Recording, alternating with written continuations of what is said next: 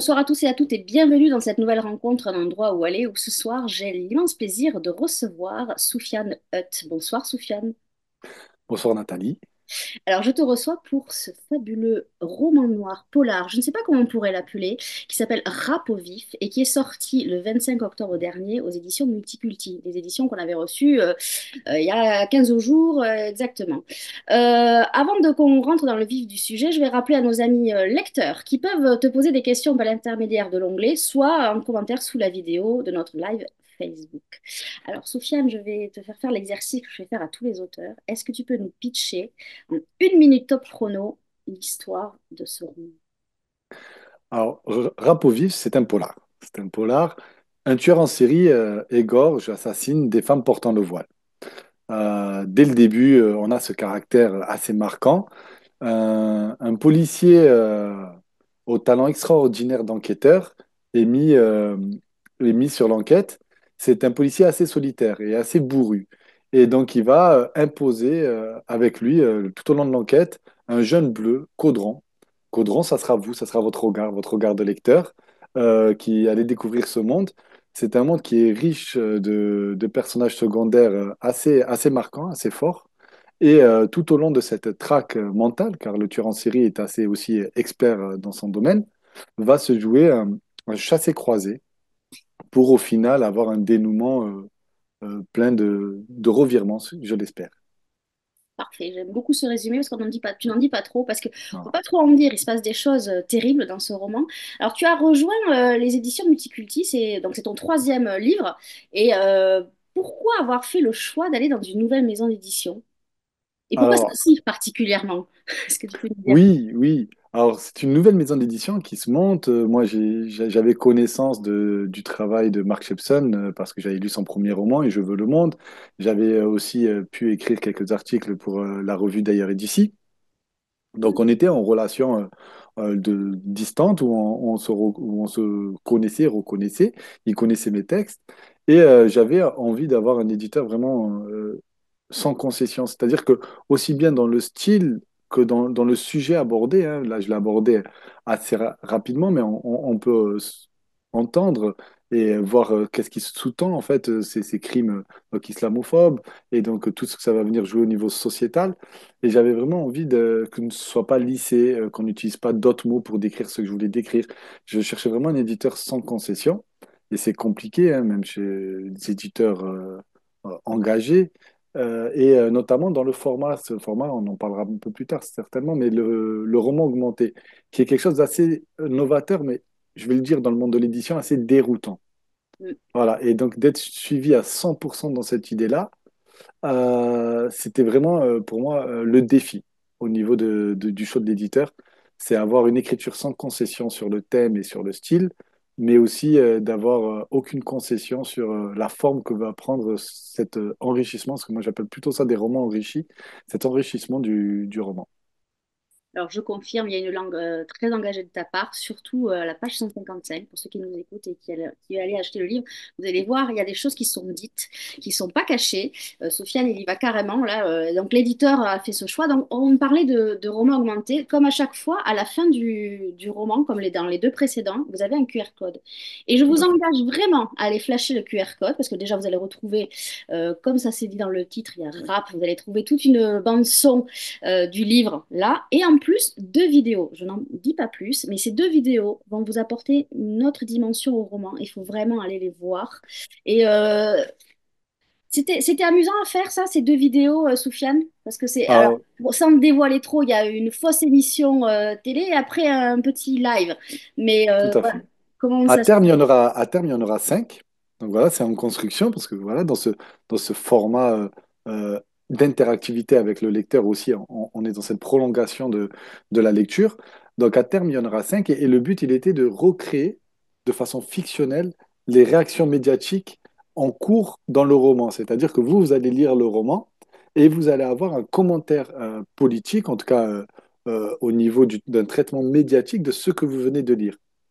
Et j'ai essayé un peu de mixer les nouvelles technologies. Donc, vous avez un live Twitch, c'est de ce que vous parlez. Vous aurez une story Snap de Snapchat.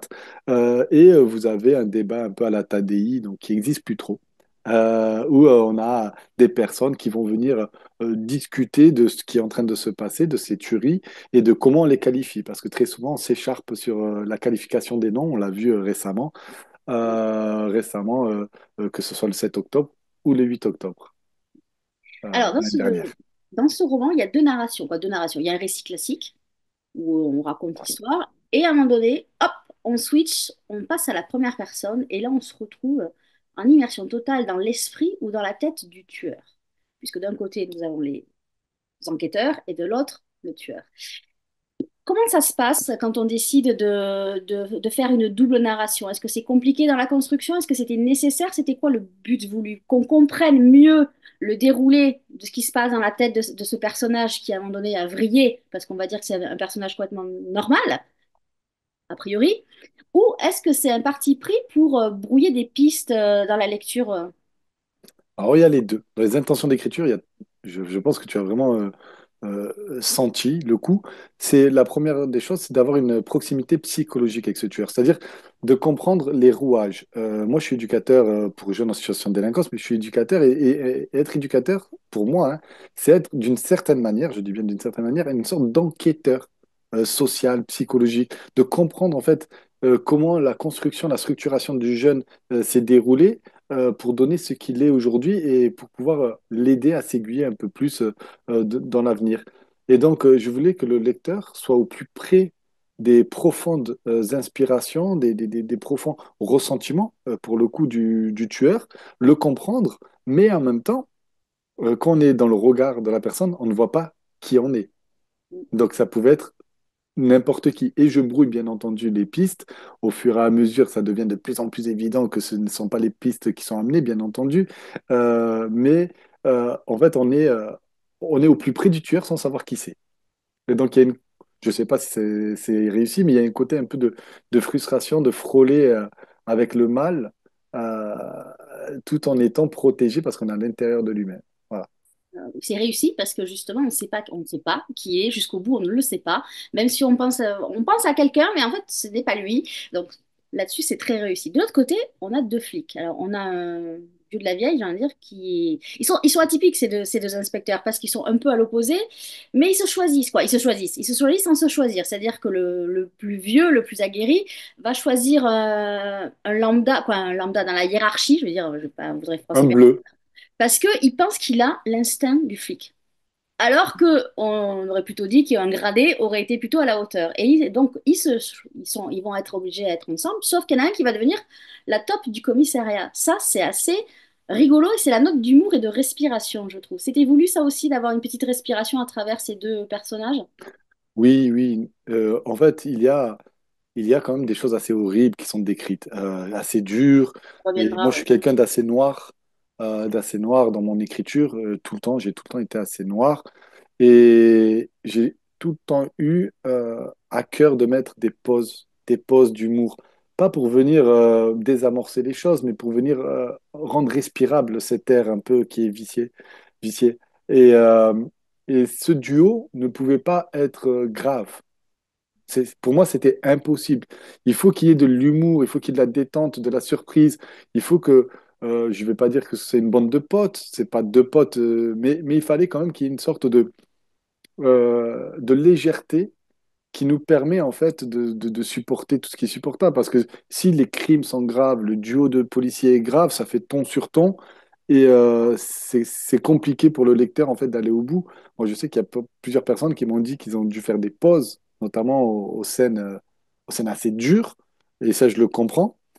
Et que justement, ces petites haltes légères leur a permis en fait de s'attacher aux personnes, aux personnages et donc d'être accompagnés dans leur lecture dans ces moments un peu plus tendus. Il y a beaucoup de personnages masculins. Bon, il faut dire que les personnages féminins sont plutôt les victimes. Elles Tout sont à... égorgées, viscérées. Bon, je vais pas rentrer dans les détails. S'il y a quand même la standardiste du commissariat qui est assez drôle là aussi. Bon, il y a très peu Oui. de femmes. Par contre, il y a un truc qui m'a frappé, c'est que il y a aucun lieu qui est nommé. On est en France, on est aux États-Unis, on est où dans cette histoire? Alors, c'est volontaire. C'est volontaire. Les lecteurs l'ont assez bien reconnu. Ça se passe dans trois villes différentes. Paris, Marseille, Montpellier. Je voulais pas, je voulais pas écrire que ça se passait à Marseille, puisque sinon j'aurais été obligé que l'identité de la ville est tellement forte, j'étais obligé en fait de changer mon récit.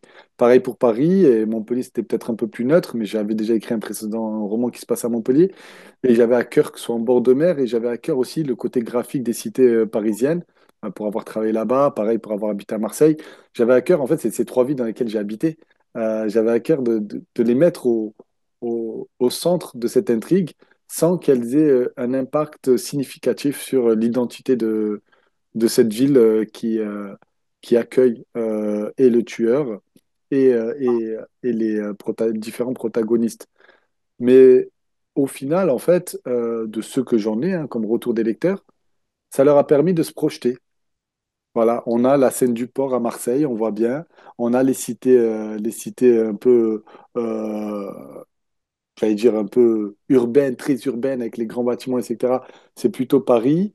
Et on a un peu tout le centre-ville un peu haussmannien qui aurait pu être Paris, mais qui a été pensé comme Montpellier, notamment dans la Seine de Fin, qui est une rue particulière de Montpellier.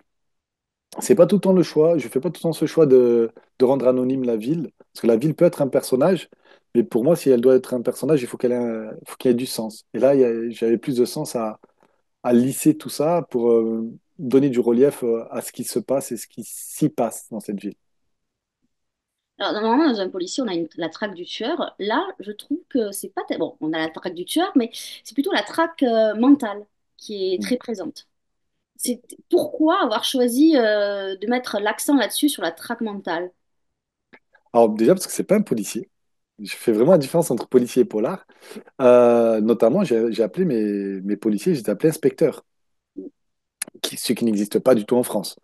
Euh, Puisque moi qui travaille au ministère de la Justice, si je parle de police, je suis obligé de parler de juge d'instruction, de commission rogatoire. Bon, je suis passionné, c'est mon métier. Il y a pas de souci, je peux vous en parler des heures. C'est pas ce que j'aime dire. Voilà. Donc j'ai voulu en fait un peu vraiment m'inspirer des polars américains, des séries américaines comme The Wire par exemple, les polars américains, les polars de Pelecanos, Colson Whitehead, par exemple, qui mettent des inspecteurs, des détectives, pas forcément des policiers, mais au final, où l'enquête, elle est vachement rythmée, mais irréaliste. Le duo de policiers américains qu'on voit dans les séries, qui au final fait tous les actes d'enquête, à part tout ce qui est scientifique, c'est totalement impossible. Donc, c'est vrai que j'avais à cœur de créer un duo. Moi, je voulais un duo au milieu de cette enquête et je voulais que ce duo, en fait, il y ait une traque intellectuelle où le criminel, le tueur, s'amuse vraiment à narguer ces policiers qui sont trop limités pour mettre la main dessus. C'est un peu le jeu du chat et de la souris, quoi, en gros. Alors, à un moment donné, j'ai cette phrase du chat et de la souris et du lion et du renard. Voilà, ouais, exactement. Alors, il y a beaucoup alors, dans le titre, on a rap. L'intelligence de Soufiane, c'est que il ne vous inonde pas de titres de rap, ils sont en bas de page. Mais là où c'est fort, c'est que le rap, c'est le métronome du temps et de la rythmique de ce roman. Parce que c'est vraiment ça. Ta langue, on a l'impression que c'est le rap qui donne tout le tempo du début jusqu'à la fin. Tout à fait. Moi, je viens de la culture hip-hop. Je suis né en 85. J'ai grandi dans un quartier populaire. Ça fait très cliché, mais c'est très réel en même temps. Alors, j'écoute énormément de rock, mais le rock, c'est la culture de mon père, en fait, que j'ai pris, comme je dis, que j'ai embrassé. Il n'y a pas de souci. Iggy Pop, que ce soit même Body Count, par exemple, qui est un groupe de rock fait par Ice-T, hein, qui est un rappeur. Donc, j'ai ce côté aussi hybride, rock, tout ça, mais c'est pas ma culture. Le rock n'est pas ma culture. Moi, culture à moi, c'est le rap. Et pour citer un rappeur, KRS-One, il disait, le hip-hop, c'est pas une façon d'être, c'est une façon de vivre. Et c'est vrai qu'il y a quand même quelque chose d'assez fort culturellement, comme il y a dans toutes les musiques, mais je parle de ma culture. Et pour moi, il était très important que le rap, excusez-moi, soit mis à l'honneur et vienne pulser. Parce que quand j'écris sur une musique, et souvent cette musique, c'est le rap, et je voulais qu'elle ait trois fonctions. Donc, fonction d'ambiance, c'est-à-dire qu'il va venir conférer une ambiance peut-être triste, morose, joyeuse, légère. ça peut aussi délivrer des indices. Alors là, il faut être peut-être un peu anglophone, parce que 70% environ, c'est des morceaux anglais. Et des fois, ça vous permet quasiment de rapper, alors surtout sur les scènes d'action, si vous l'avez remarqué, par exemple la ratonnade, j'utilise le mot haïtien, hein. La ratonnade, le début de la ratonnade, c'est qu'on peut quasiment rapper, s'amuser à rapper dessus. Il y a vraiment quelque chose autour des sonorités qui renvoie à des percussions, ça vient percuter, c'est des uppercuts. Voilà. Donc le rap Ça, a vraiment ces trois fonctions. c'est le passage que j'évoquais tout à l'heure en disant que la page 155, c'est justement cette ratonnade avec du vocabulaire, une langue, une rythmique qui est énorme. Mais toi, tu rappes, Sofiane, ou pas? À 13 ans, j'ai rappé, j'ai arrêté à 13 ans et demi. Voilà, non, j'avais un talent Ça a été peut-être court. d'écriture, mais j'ai Ouais, j'ai ouais, pas un donc talent déjà, de... la langue était très, très présente. Toi, ce qui t'intéresse, c'est la langue. En fait, moi, ce qui m'intéresse vraiment, c'est l'oralité. Moi, j'écris à voix haute. Je suis convaincu que l'être humain n'est pas attaché à l'écriture. J'ai un ami rappeur, Samir Hamad, qui dit, on écrit pour ne pas oublier. Et c'est vrai, si on avait une mémoire infaillible, on n'écrirait pas. On se parlerait, voilà. Et l'être humain a appris à parler avant d'apprendre à écrire. On est un peuple une humanité d'oralité. Et j'ai à cœur que dans mon écriture, il y ait une oralité, c'est-à-dire qu'il y a une musicalité qui emporte la lecture en tout cas le rythme de la lecture du lecteur, et qui vienne signifier quelque chose. C'est-à-dire que cette musicalité, c'est du sous-texte ou du contexte au texte. Voilà. Et vraiment, je m'attelle à travailler des fois à la virgule près. Alors, des fois, on me dit, oh, il y a trop de virgules, mais il faut que. Il y a vraiment quelque chose qui est de cet ordre-là, de cet ordre quasiment primaire. Vraiment, nos instincts primaires d'oralité. Euh, j'ai cette image un peu des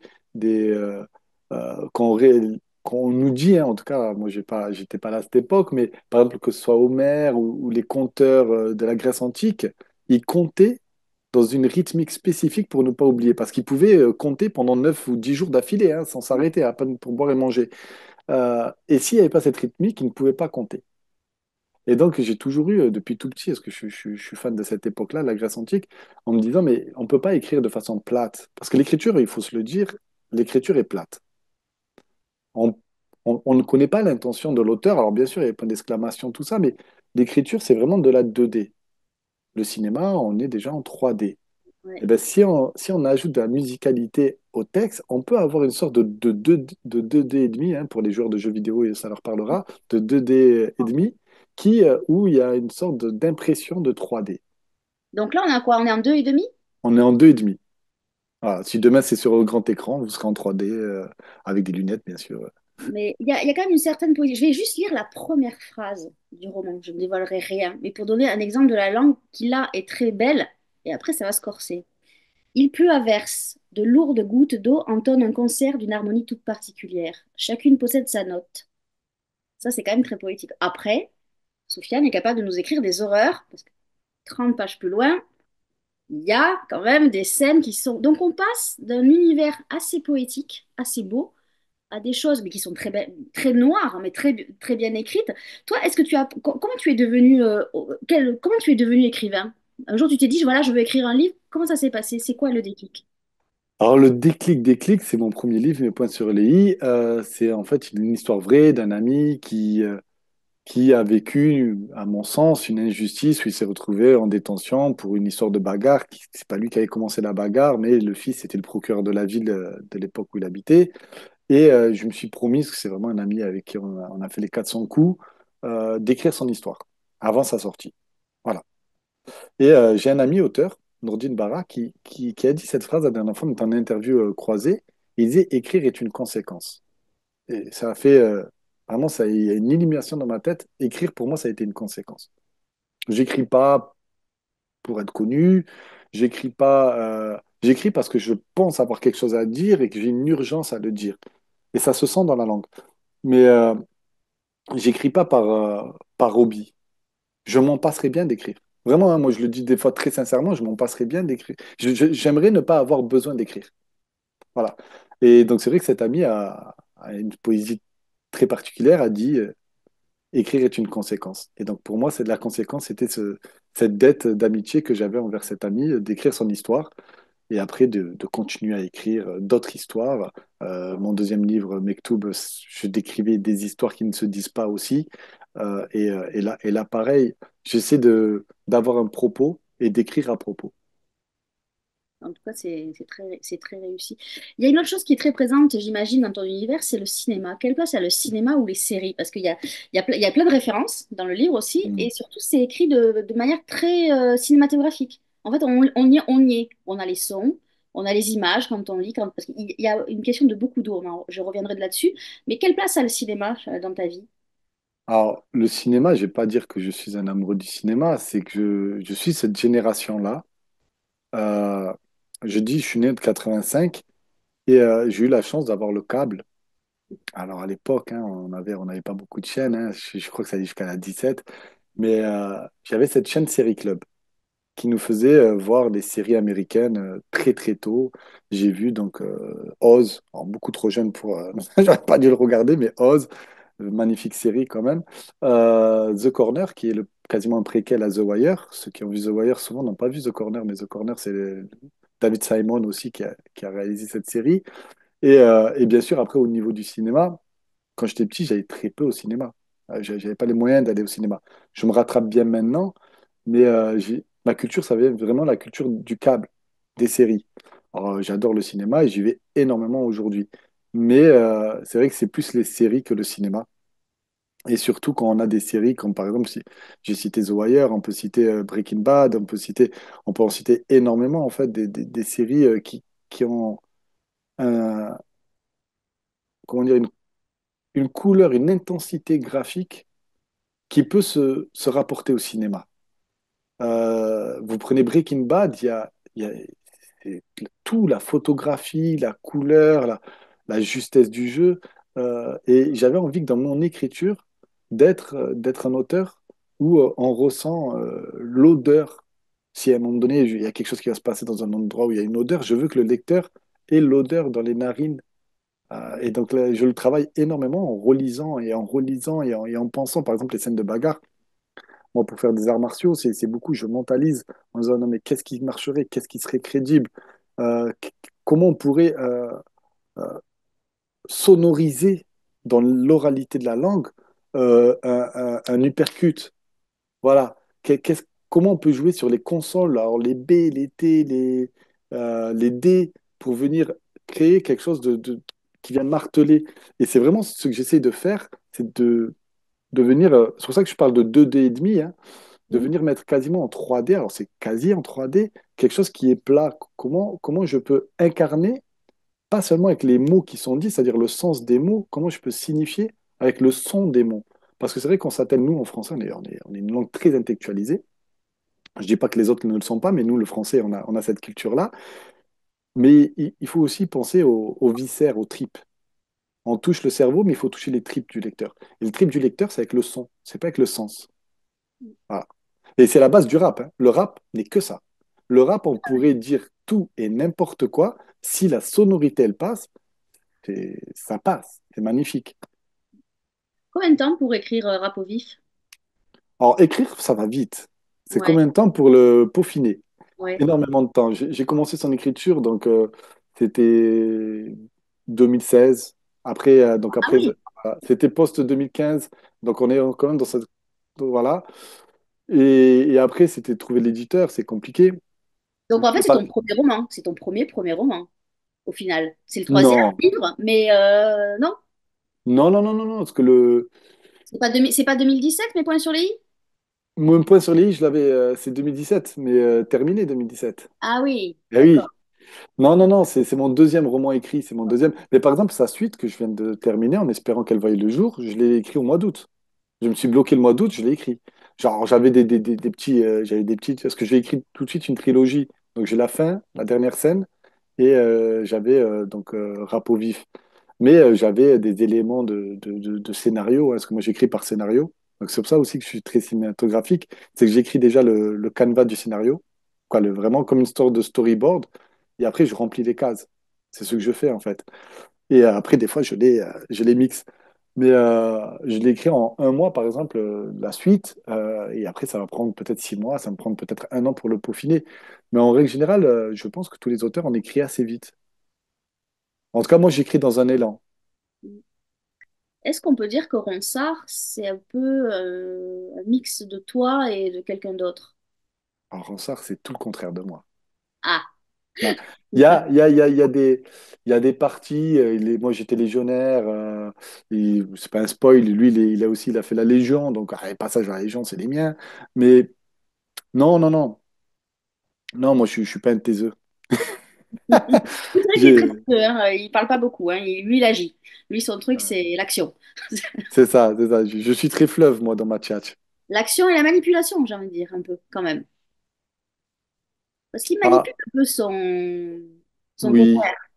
oui, il manipule dans le sens premier du terme, hein, dans le sens où il essaie de l'orienter dans un chemin qui est le sien. Euh, mais Ronsard, c'est quelqu'un qui calcule énormément, sauf qu'il partage pas son calcul, il partage ses conclusions. C'est un peu l'élève, vous savez, surdoué, qui ne fait pas de démonstration mathématique, qui marque le résultat et qui dit ouais, mais c'est facile, en fait, j'ai pas à le démontrer. C'est simple, je perdrai du temps à le démontrer. Ça énerve énormément les professeurs de mathématiques. Voilà. Ben, Ronsard, c'est ce genre de gars qui est sûr de son fait, qui est même dans la certitude et qui n'a plus besoin de prouver qu'il a raison, puisqu'il a raison parce qu'il a raison, parce qu'il le dit. Et, euh, et effectivement, jusqu'à présent, il s'est jamais trompé, donc tout le monde lui passe ses extravagances. Et pourquoi il s'appelle Ronsard? Les ronces, c'est quelqu'un qui se laisse pas approcher. D'accord. Donc, aucune ode au poète. Non, je ne, je ne connais pas de poète qui s'appelle Ronsard, donc je t'avoue mon ignorance, je vais pas faire le savant. Il y a un poète qui s'appelle Ronsard. Exactement. D'accord. Ben, comme quoi, c'est peut-être inconscient. Ben voilà, donc comme Non. quoi tout. C'est ça qui est bien, c'est que Sofiane, il est intègre, il est humble, il dit ce qu'il ne connaît pas, et Ah dans son ben, écriture, il y a ça aussi, et dans ses personnages. Et donc voilà, je voudrais revenir à notre serial killer, là, quand même, parce qu'il a quand même une place importante, on va dire tueur en série, parce qu'on est en France. Lui, il a un rituel, il ne tue que quand il pleut. oui. Pourquoi?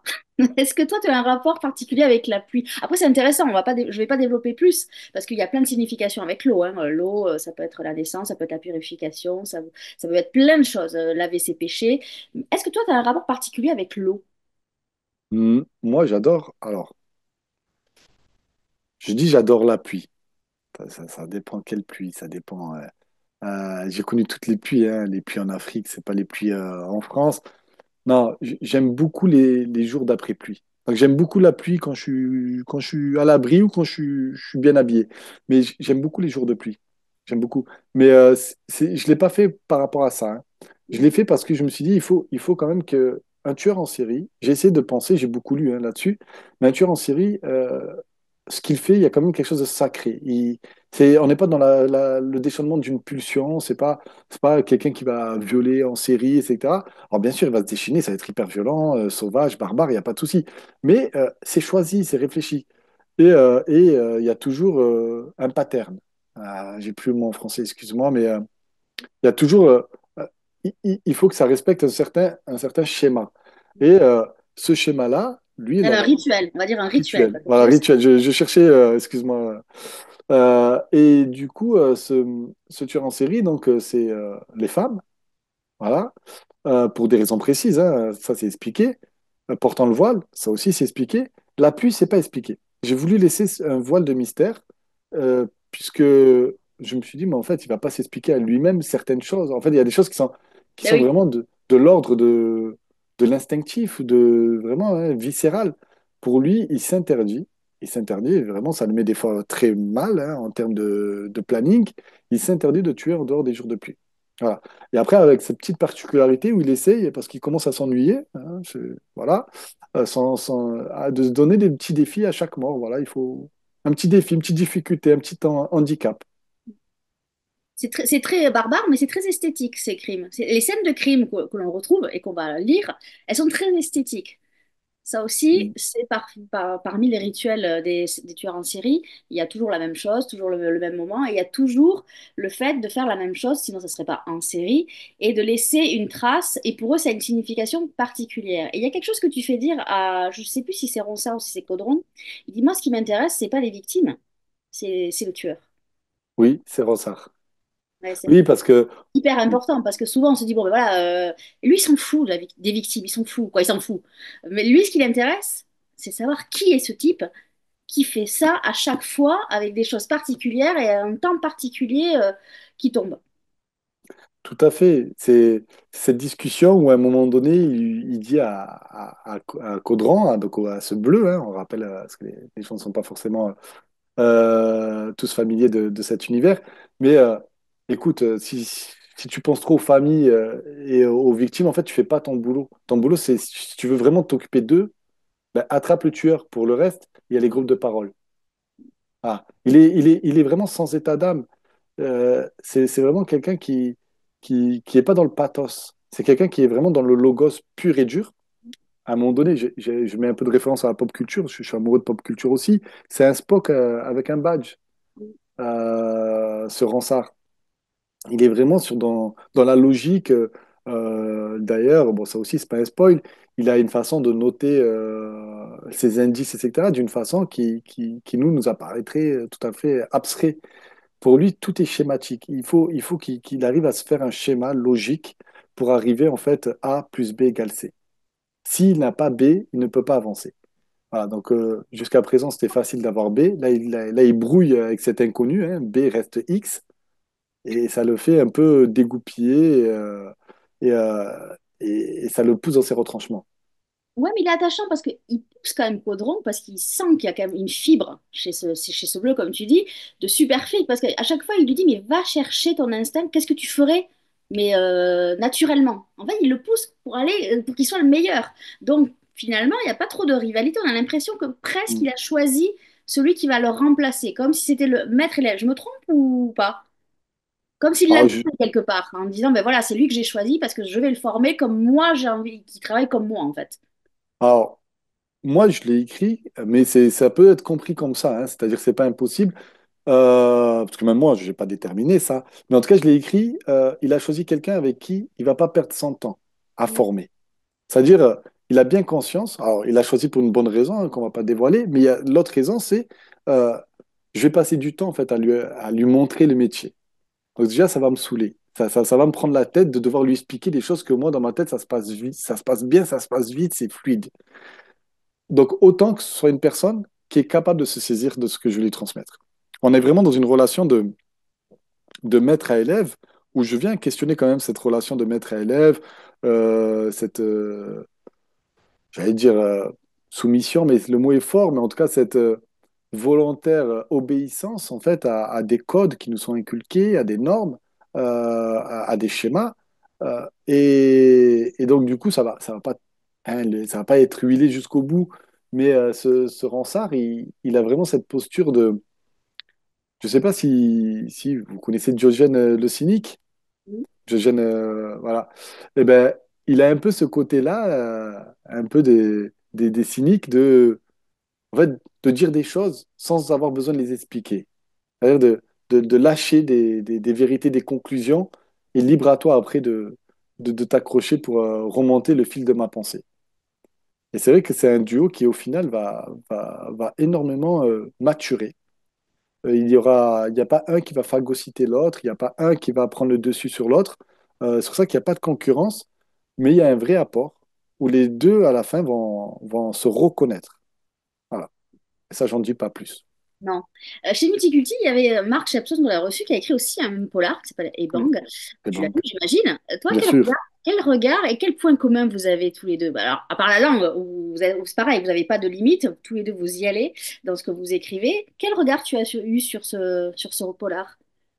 Alors moi, j'étais fan de Je veux le monde et je retrouve Mark Shepson dans son Polar et Bang, où il a une écriture qui est, alors déjà, qui est très rythmée et qui est très réaliste, où les personnages, en fait, c'est pas seulement qu'on s'y attache, bien sûr, on s'y attache, mais c'est qu'on on les voit vraiment, et il a ce côté-là de rendre très naturel ceux qui, au final, hein, quand on prend au final sur le papier, ce qu'il décrit, c'est pas si naturel et c'est pas si réaliste que ça.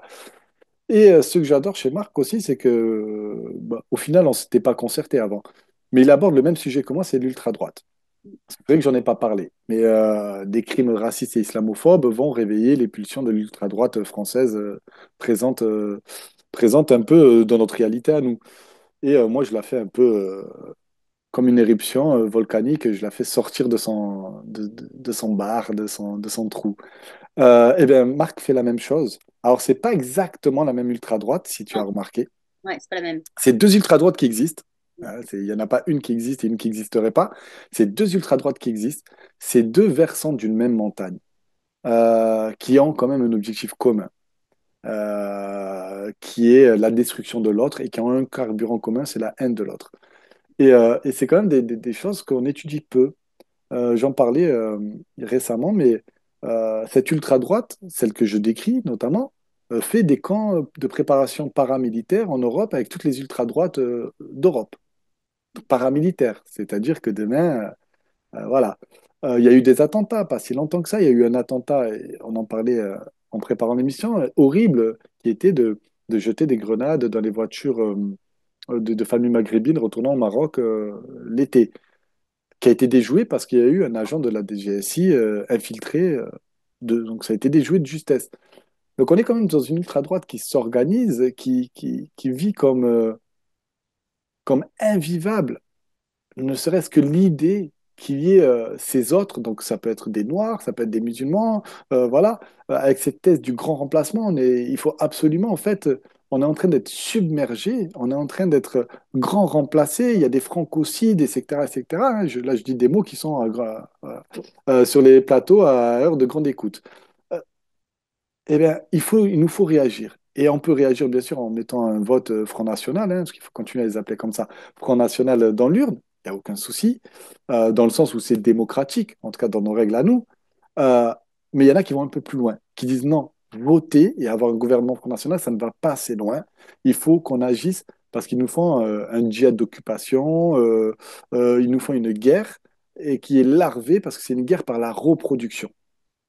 Et c'est cette ultra-droite qui va intervenir dans le roman de Mark Shepson, c'est cette ultra-droite qui intervient dans la mienne via une certaine personne et via ce groupe d'identitaires. Et c'est vrai que on les a vus il n'y a pas si longtemps, hein, que ce soit sur les réseaux YouTube ou autres, avec Papacito notamment, Alain Soral qui est un peu plus vieux mais qui est pareil, le Raptor dissident qui est en train de se reconvertir. Mais c'est fou en fait, on est en train de, de se dire en fait que ce sont des figures qui sont extrêmement violentes, qui appellent au meurtre, qui appellent vraiment à la destruction de l'autre et qui sont accessibles à tout un chacun. Et donc c'est vrai que dans nos romans, avec Mark Shepson, on vient interroger ça. Alors bien sûr, on pousse le curseur un peu plus haut. Bien sûr, aujourd'hui, on n'a pas observé ce que nous, on décrit dans nos romans. C'est sûr et certain. Et justement, le monde fictif nous permet, comme avec la fantaisie, comme avec les romans d'anticipation, nous permet de pousser le curseur un peu plus loin. Par contre, on le pousse un peu plus loin pour penser avant que ça arrive dans la vraie vie, parce qu'à un moment donné, ça arrivera dans la vraie vie, ce que nous, on redoute le plus, c'est-à-dire qu'une société où on n'est plus capable de vivre ensemble si on ne creuse pas des tranchées les uns face aux autres, quoi, ou entre les autres.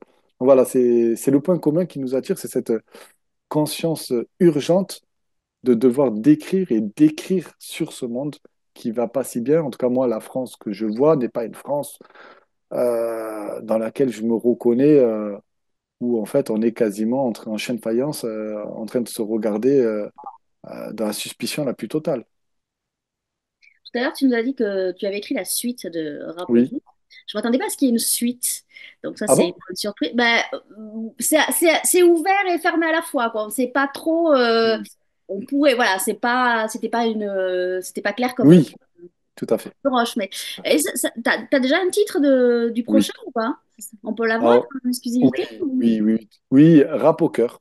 D'accord. Donc il y a Alors, toujours le il rap. y aura toujours le rap. Et alors moi, j'ai écrit chaque roman qui peut se le lire indépendamment. C'est pour ça que D'accord. j'ai pas voulu faire une fin très ouverte.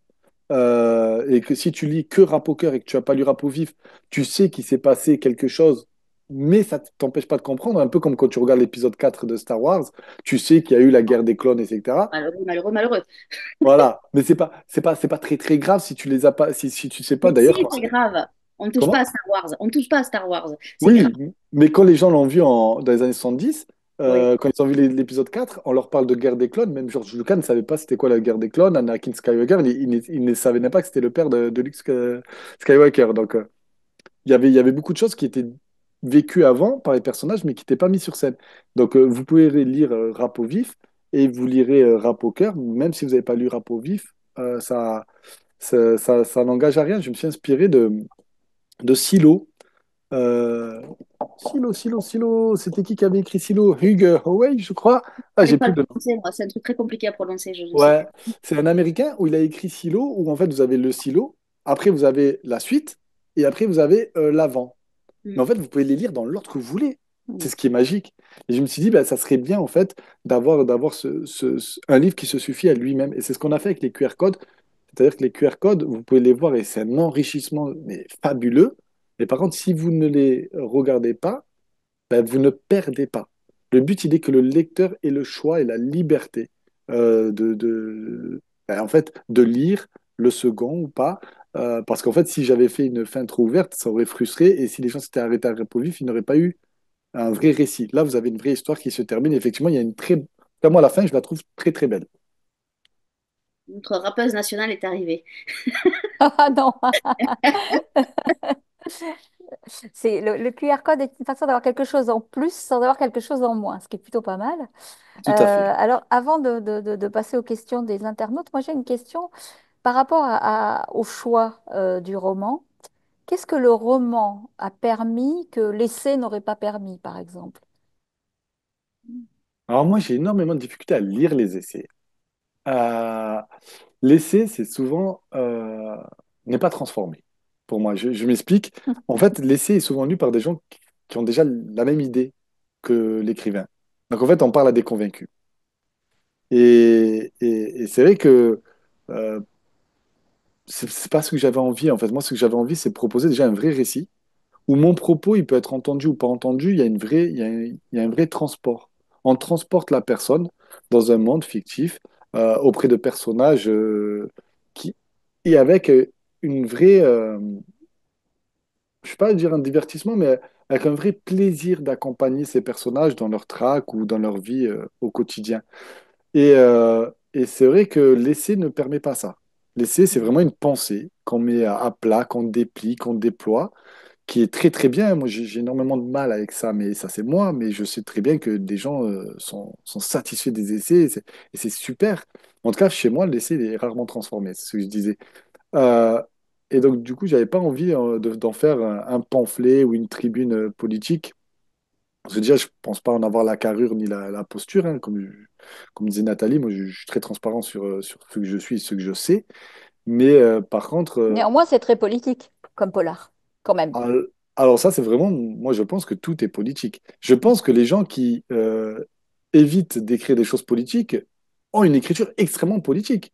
Mm. Je pense que en 33, les gens qui écrivaient comme si il n'y avait pas eu des actes antisémites et des écrits antisémites, je pense que c'était hyper politique ce qu'ils ont écrit. On n'a pas besoin j'allais dire Céline, c'était pas le pire d'entre eux, mais on n'a pas besoin d'être un auteur antisémite pour écrire quelque chose qui rejoint cette pensée-là.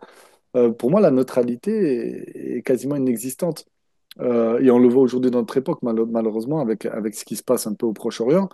Mais si je devais écrire quelque chose qui se déroule, je dis une bêtise, un peu dans cette région du monde, si je n'écris pas quelque chose de politique, c'est politique. Ça, c'est vraiment ma façon de voir. Il y avait un moine bouddhiste qui disait l'inaction est une action. Alors, il répondait Absolument. à un autre moine bouddhiste qui disait je m'allonge sur la pelouse, quoi, sur le sol, je ne bouge plus pour pas perturber le monde et causer des actions qui seraient gravissimes. Et c'est ce moine bouddhiste japonais qui s'appelait Ikkyu lui a dit mais en fait, ce que tu fais, c'est une action. Mm. Parce que peut-être que dans ton action que tu aurais faite, tu aurais fait quelque chose qui aurait été bénéfique. Donc, ce que tu fais est une action, c'est un choix. Donc, écrire est un choix, ne pas écrire est un choix. Par exemple, Nathalie, tu me parlais de la présence des femmes. Là, dans ce volume-là, dans Rap au vif, elles sont volontairement absentes, elles sont volontairement victimes. C'est vraiment, et chaque victime, si tu as remarqué, c'est une victime différente. Voilà, Hmm. sans aller plus loin, mais par exemple, la première, c'est les premières pages, cette victime, c'est la femme invisibilisée, parce qu'on ne la voit pas, sa mise à mort. Voilà. Et donc, du coup, et dans le 2, Rap au cœur, c'est une femme qui est au centre. C'est une femme qui est le carburant de tout ce roman, qui est la femme forte, etc. Donc, on peut m'interroger sur l'absence des femmes. C'est un choix. Après, à moi d'y mettre une intention qui est pertinente et pas de continuer en fait dans l'invisibilisation des femmes dans la littérature ou dans des rôles très secondaires, par exemple. Hmm.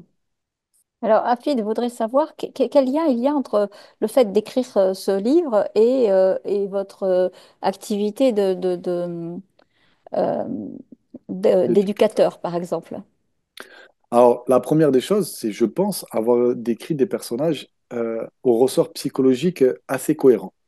C'est-à-dire qu'il n'y a pas une personne qui va à un moment donné, vous allez devoir relire. Vous savez, vous revenez 3 pages avant en disant, mais c'est bizarre, là, je comprends pas, là, il y a quelque chose qui m'échappe. C'est pas normal parce qu'en fait, il ne devrait pas réagir comme ça. Moi, ça m'arrive énormément dans énormément de romans. En fait, peut-être ça t'arrive, Nathalie, en tant que criminologue, tu te dis, mais non, ça colle pas là. C'est un peu trop une facilité scénaristique là. La personne qui s'énerve ou la personne qui fait tel ou tel geste psychologiquement, il aurait fallu l'amener, il aurait fallu qu'il y ait un ressort. Donc ça, c'est la première des choses, hein. La deuxième, c'est qu'il y a quand même énormément de scènes qui sont tirées de mon expérience professionnelle.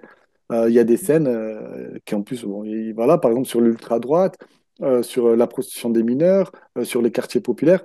Ça, c'est vraiment mon métier. Et normalement, une personne qui lit ça, qui a un tout petit peu de connaissance sur le sujet, dit, ah oui, c'est quand même assez cohérent, ça respecte un peu ce qui est connu de ce domaine-là. C'est documenté sur le terrain.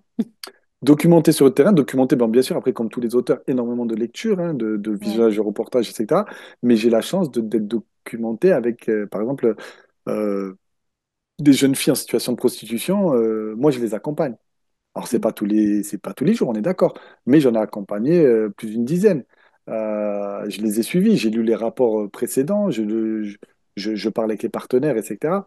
Donc, on est quand même, j'assiste à des formations, des conférences, etc. Donc, on est quand même sur autre chose que simplement une littérature, en tout cas une exploration de littérature sur le sujet.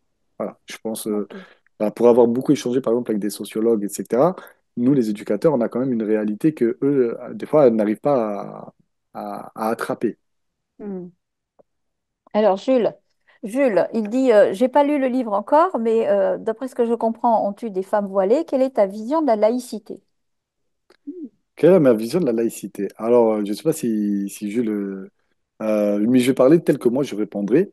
Ma vision de la laïcité, c'est la vision d'Aristide Briand. Voilà. Il faut connaître la laïcité telle qu'elle est historique. On a de la chance, on a Bobéro, par exemple, qui est historien de la laïcité, hein, qui est seul titulaire d'une chaire de la laïcité, de l'histoire de la laïcité, qui avait un blog, je crois, je ne sais plus s'il a toujours, où il remettait les débats de l'époque, etc. C'est passionnant. Les débats, pourquoi Émile Combes a perdu dans sa version qui était anticléricale, pourquoi c'est une version beaucoup plus apaisée de cette société-là. Et pour moi, la laïcité n'est pas une valeur. Aujourd'hui, on a tous les politiques c'est un flambeau. On a le Front National qui a cet étendard de la laïcité. La laïcité, c'est un corpus de textes législatifs, juridiques, qui nous permettent de vivre ensemble. C'est ce qui nous permet de vivre ensemble. La laïcité n'est que ça. En 1805, on a eu la laïcité. Il faut savoir, il faut se rappeler, toutes les églises, etc., appartenaient à l'État. Et donc, pour permettre aux congrégations, en tout cas aux gens qui voulaient pratiquer dans ces lieux publics, il fallait créer des associations, par exemple. Et le pape avait dit à l'époque, dans son encyclique, non, non, non, pas d'association, c'est contre les lois de l'Église. Et il fallait faire les inventaires, etc. Bon, je vous la fais courte, mais en 1907, il y a eu un gendarme qui est mort lors d'une tentative d'inventaire. Aristide Briand, hein, qui est le rapporteur de la loi de 1905, a dit aucun chandelier ne vaut la vie d'un gendarme. C'est ça la laïcité. Donc ils ont autorisé exceptionnellement euh, les, euh, en tout cas les groupes catholiques, à occuper ces lieux publics en disant on va pas aller faire la guerre des deux France. À l'époque, on appelait ça la guerre des deux France, la France catholique avec la France anticléricale. On ne va pas aller au conflit, on ne va pas aller à la guerre civile. Ce qu'on veut, c'est de l'apaisement. Et c'est vrai que la laïcité a toujours été une loi d'accommodation au réel pour éviter les conflits. Je ne sais pas si j'ai répondu, mais c'est vrai que je suis passionné d'histoire et donc je réponds avec l'histoire parce qu'aujourd'hui, Ça se sent.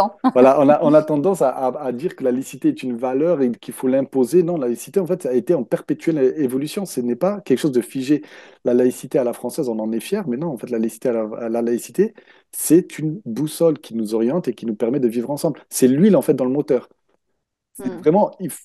Après, les spécialistes de la laïcité sont très au clair, etc. Et là, on est plus sur des considérations politiciennes, hein, voilà. Mais la laïcité, en fait, on ne doit pas se servir de la laïcité pour exclure l'autre. La laïcité doit toujours Mm. inclure.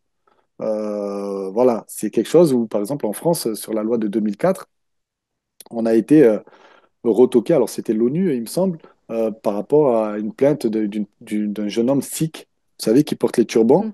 parce que l'ONU disait, mais ça ne respecte pas telle et telle charte. Voilà. Donc, il faut faire attention dans notre rapport à la laïcité, où très souvent elle est instrumentalisée.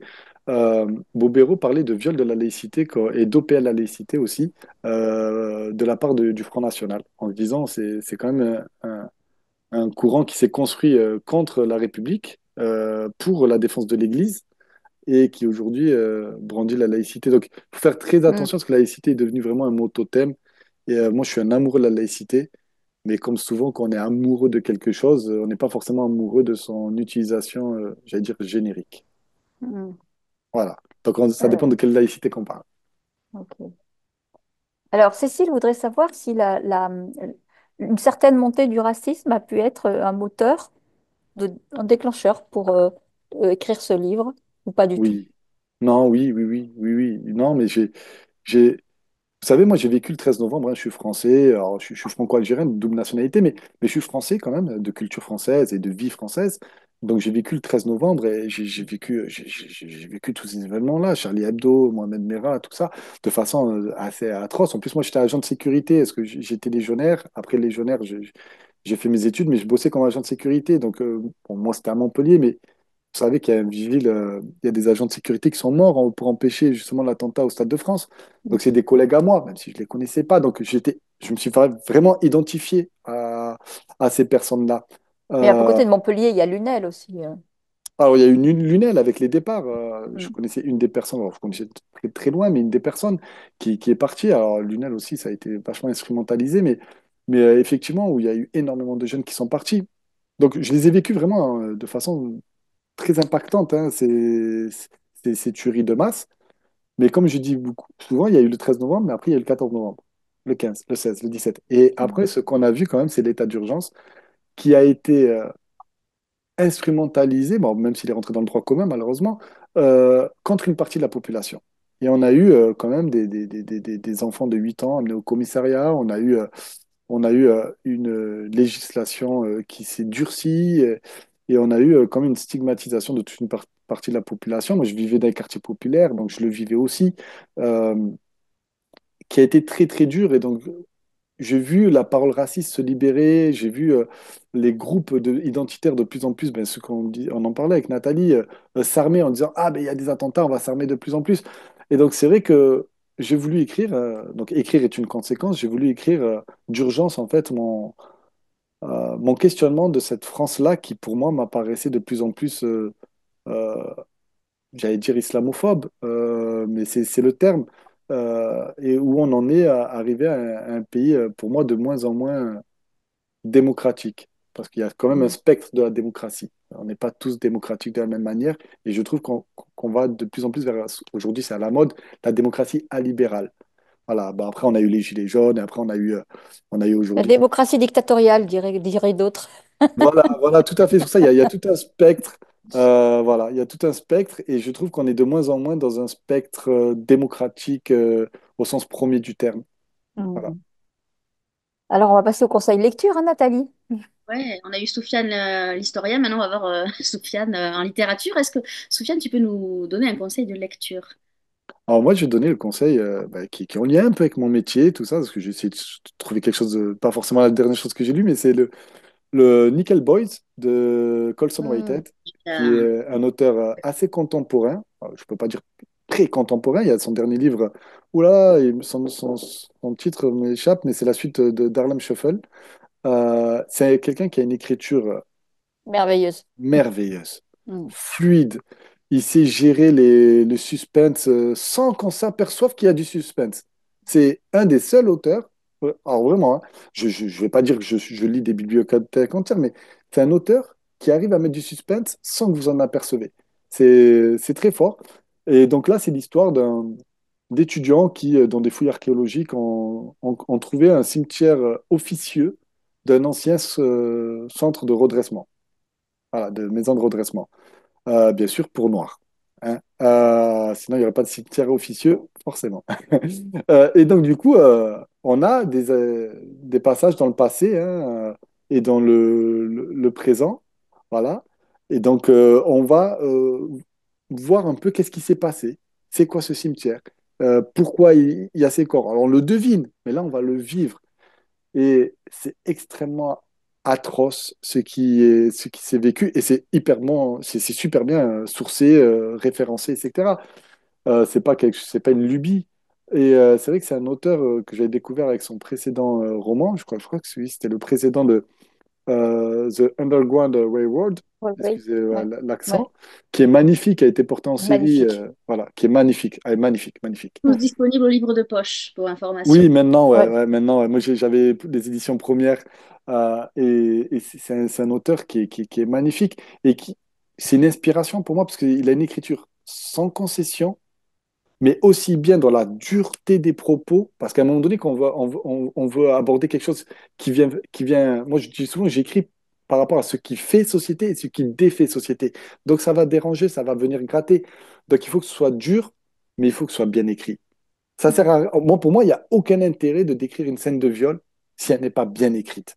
Et il ne faut pas qu'on soit dans le voyeurisme ou dans, Ni dans euh, le pathos. voilà, ni dans le pathos, ce que j'allais dire, voilà, hein, qui va faire un peu roman-gare, un peu voyeuriste. Non, non, il faut qu'on soit dans la... Comment, voilà, comment décrire, et j'espère, Nathalie, tu me le diras, comment décrire une victime de viol pendant son viol et la décrire avec dignité. Moi, quand j'ai décrit la scène de viol dans mon livre, j'ai voulu que cette jeune fille garde toute sa dignité. Ça a été mon seul moteur. Et Colson Whitehead arrive à faire ça. Bah, toi aussi. Bon, ben, merci. Mais il arrive à décrire des gens qui subissent des choses atroces et pourtant, ce sont eux les dignes. Et c'est pas une posture morale, hein. C'est vraiment, on sent que ce sont eux, ils en ressortent dignes. Et c'est le but parce que si c'est juste d'écrire une scène de viol voilà, qui excite un peu les gens. C'est pas le but, en fait. Qu'est-ce que je viens de dire à travers ça? Et est-ce que je pourrais regarder en face une femme qui a vécu une scène de viol pareille et qui me dit? Vraiment, après, c'est peut-être mon côté éducateur, mais j'ai envie de me regarder dans la glace pour me dire que j'ai pas profité de la misère des personnes parce que j'ai lu leur vie. J'ai pas envie de profiter de leur misère euh, et être sensationniste, misérabiliste. J'ai juste envie d'être juste et de décrire un peu comme l'a fait euh, Madame Pellicot au procès de Mazan. Gisèle Pellicot, j'avais oublié son prénom, au procès de Mazan. Elle est restée digne. Et c'est très dur de rester digne dans l'ignoble. Alors Voilà. justement, mon conseil de lecture, il est là. C'est Rap au vif. Soufiane Hutt, retenez bien ce nom. Donc, allez en librairie, il est encore sur les tables de librairie.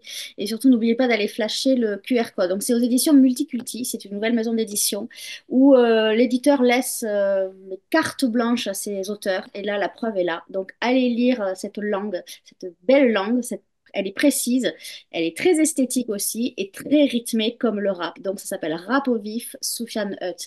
Un grand merci, Soufiane, d'avoir été avec nous ce Merci. soir. C'était super plaisant. Et puis vivement le prochain, la suite. J'espère très rapidement. En tout cas, j'ai tout fait pour, hein.